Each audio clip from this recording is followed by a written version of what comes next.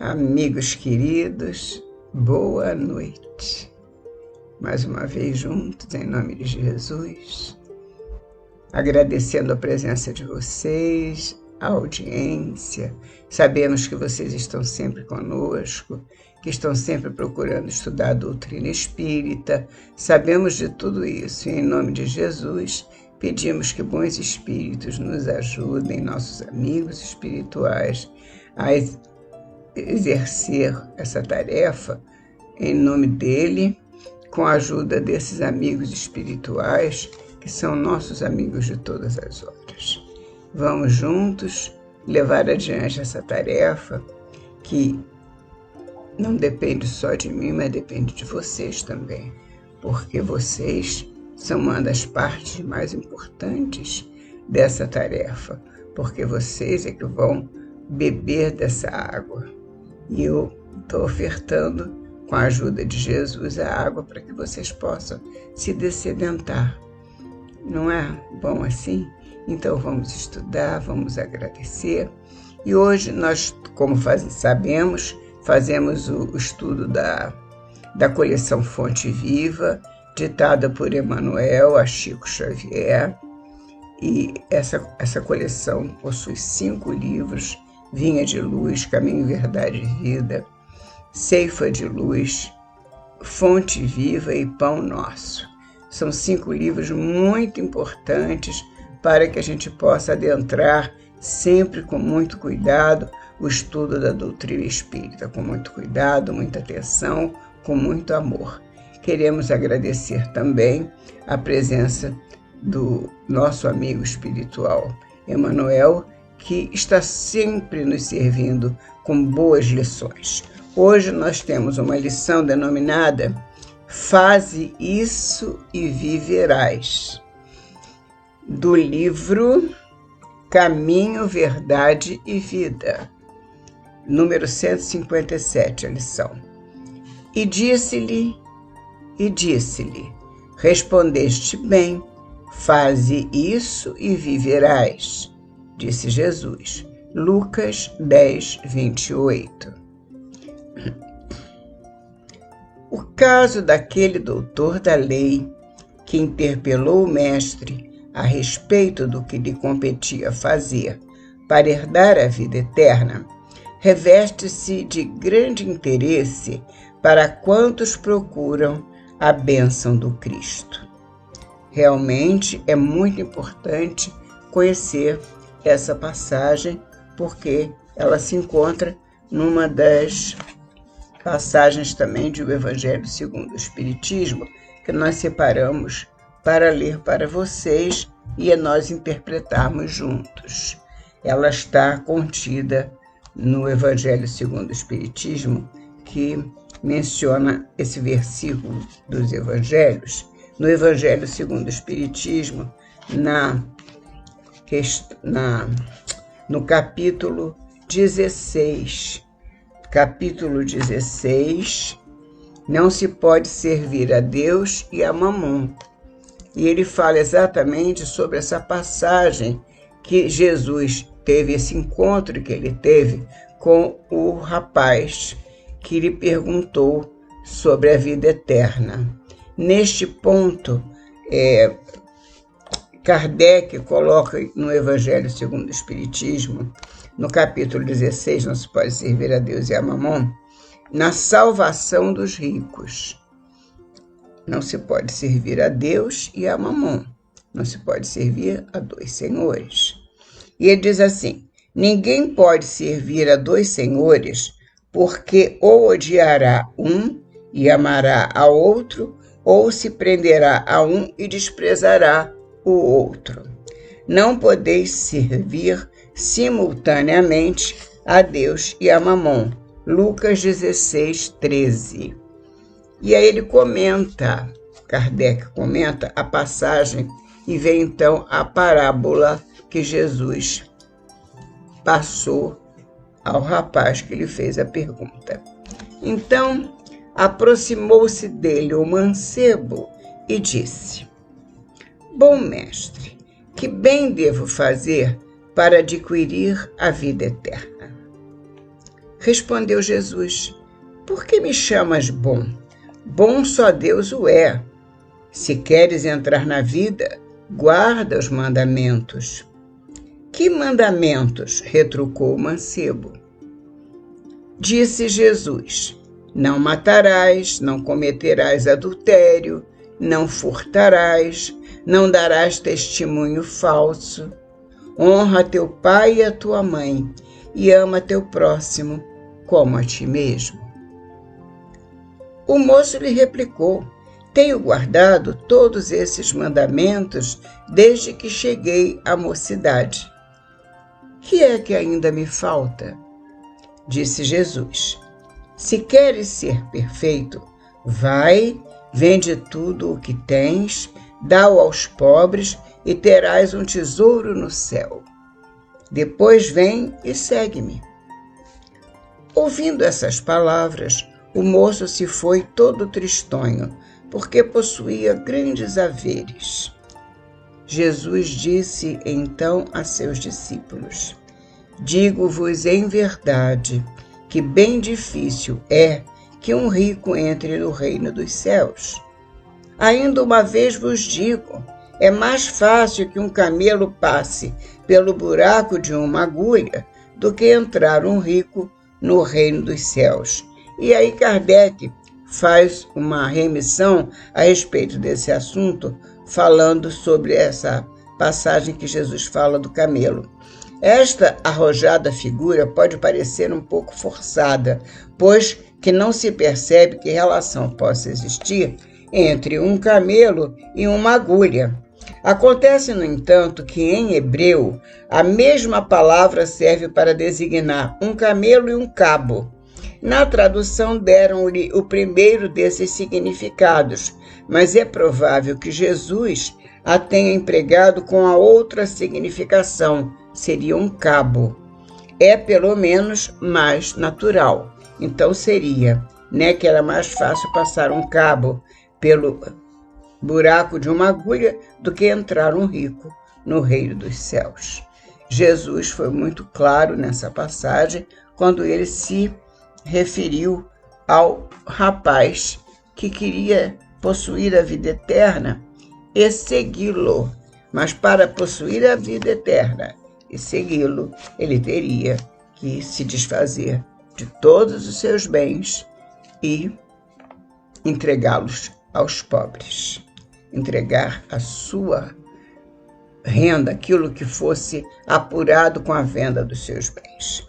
Portanto, voltando ao caminho, verdade e vida, nas palavras de Emmanuel, nós vemos o que ele nos diz.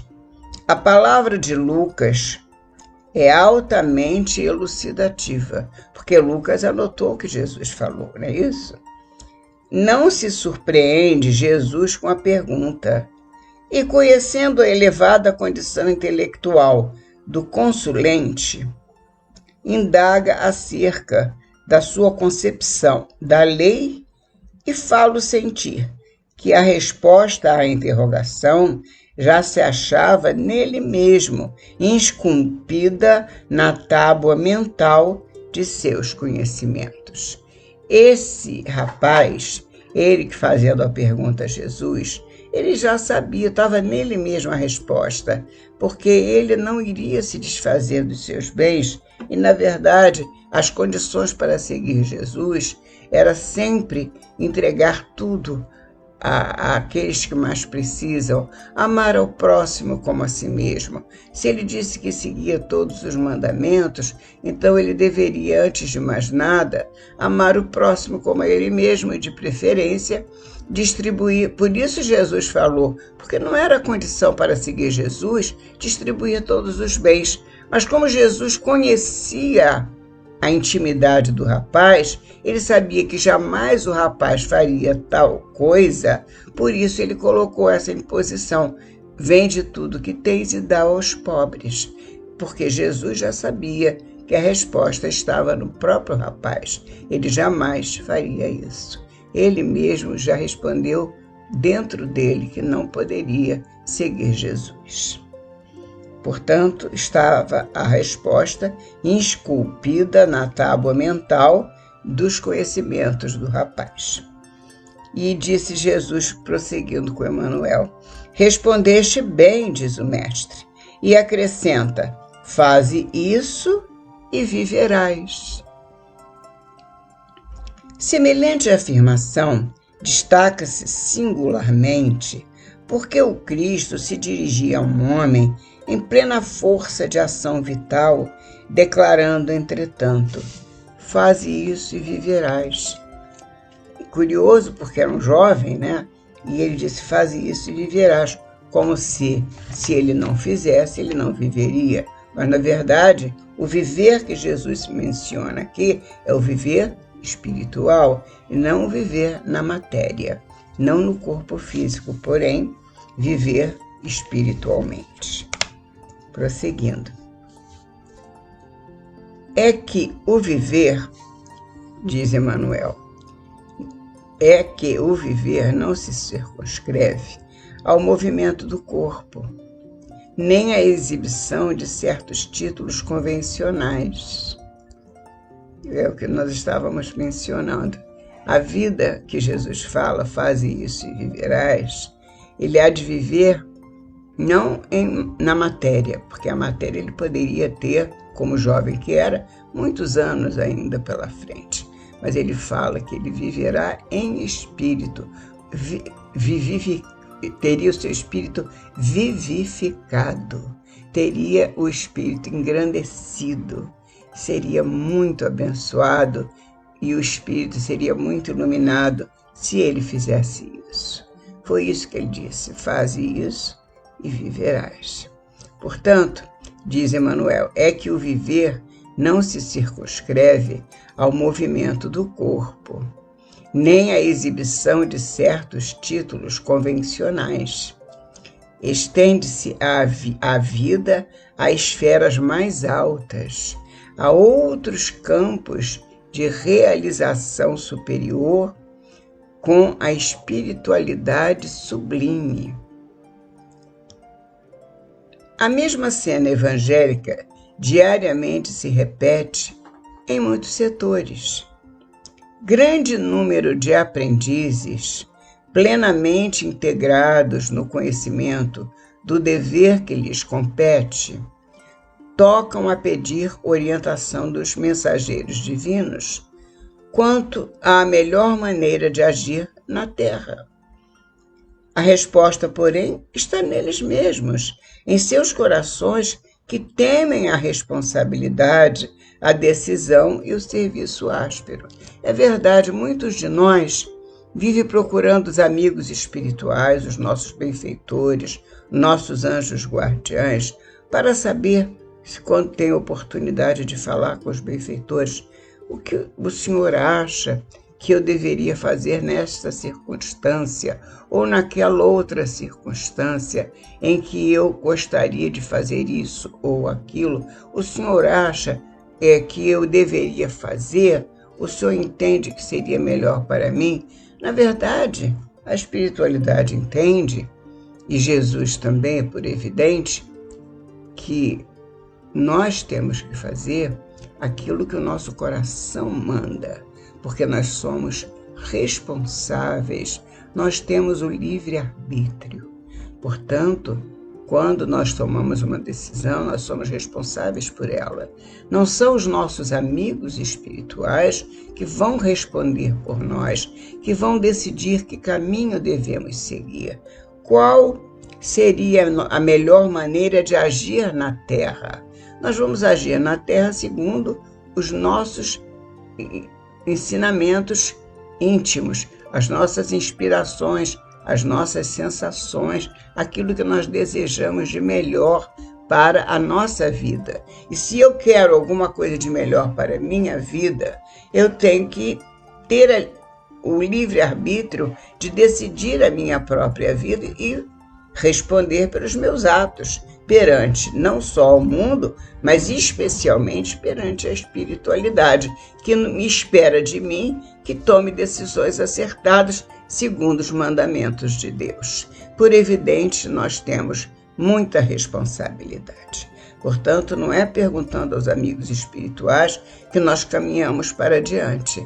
Nós caminhamos para adiante seguindo as leis de Deus. As leis são imutáveis. As leis estão aí, todos nós conhecemos. Jesus respondeu quais eram as leis que se conhecia na época a respeito das leis de Deus para o rapaz que o procurou, procurando saber se poderia ganhar a vida eterna. O que ele teria de fazer para ganhar a vida eterna? E Jesus disse que ele deveria responder e seguir todos os mandamentos divinos e amar ao teu próximo como a ti mesmo. Foi a resposta de Jesus. Portanto, para nós é a mesma coisa, seguir as leis de Deus e amar o nosso próximo como a nós mesmos. Nós não temos que sair perguntando aos amigos espirituais o que devemos fazer. É lógico que se nós já temos um conhecimento espiritual, a nossa responsabilidade aumenta demais. Temos que ter todo o cuidado de não sair fazendo qualquer coisa e depois dizendo, mas eu não prestei atenção, eu nem sabia disso direito. Nós sabemos sim, porque as leis de Deus são imutáveis, elas estão aí a todo o sempre, desde sempre. E só não conhece as leis de Deus quem não quer conhecer, porque elas existem para todos os filhos de Deus. Nós temos em nós a centelha divina que nos chama a atenção para estes caminhos, estas leis que nos foram impostas por Deus para nós seguirmos a nossa vida. A nossa vida tem que ser baseada nas leis primeiras de Deus. Desculpem, meus amigos. Desculpem. Eu tenho que parar isso porque é impressionante, né? Que toca na hora que não deve, eu esqueci. Perdão. Então, nós temos que estar sempre preparados para as coisas de Deus nos momentos de tomarem as nossas decisões. E Emmanuel termina a lição dizendo o seguinte: se já foste banhado pela claridade da fé viva, se foste beneficiado pelos princípios da salvação, executa o que aprendeste do nosso Divino Mestre. Faze isso e viverás. Viverás para a espiritualidade, viverás para Deus. Faze isso e viverás. Segue os ensinamentos do nosso Pai Celestial, das lições que Ele passou através de Jesus para a nossa alma. Nós, quando nascemos, nós trazemos a centelha divina em nosso espírito imortal. E esse espírito nos diz que nós temos que seguir Jesus cumprindo as leis de Deus. A lei natural ou divina, que é a lei do amor, as leis naturais, as leis que estão em nosso íntimo, todas elas esculpidas em nosso ser, como diz Emmanuel. E se nós já fomos banhados pela claridade da fé viva, se nós já conhecemos esses princípios, executa o que aprendeste do nosso Divino Mestre. Faze isso e viverás. Teremos na espiritualidade a resposta certa para a hora certa de dizermos o que fizestes do teu tempo, do tempo que recebeste para a tua encarnação. Tenha uma boa resposta, assim como eu espero que eu também tenha e todos nós tenhamos, para podermos fazer isso e viver uma vida imortal, de paz e de muita luz. Até a próxima semana, se Deus quiser.